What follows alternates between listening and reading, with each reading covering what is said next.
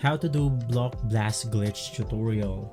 Hey guys, welcome back to our channel. In today's video I will be showing you on how you can go ahead and get the block blast glitch.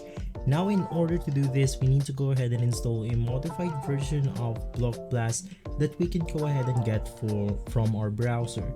Now inside your mobile devices, you can just go ahead and open up any web browser that you have installed, and from here you can just go ahead and search for block blast mod apk.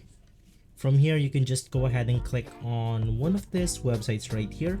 In my case, I'll click on the get mods apk, and once inside, you simply want to scroll down and you can just look for the download button.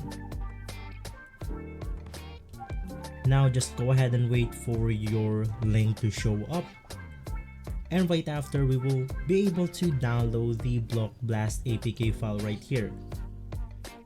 And so just go ahead and wait for the download to finish, and right after downloading the apk file, you can just go ahead and click on it, and it will basically open up the apk file on which we can then go ahead and install our block blast application.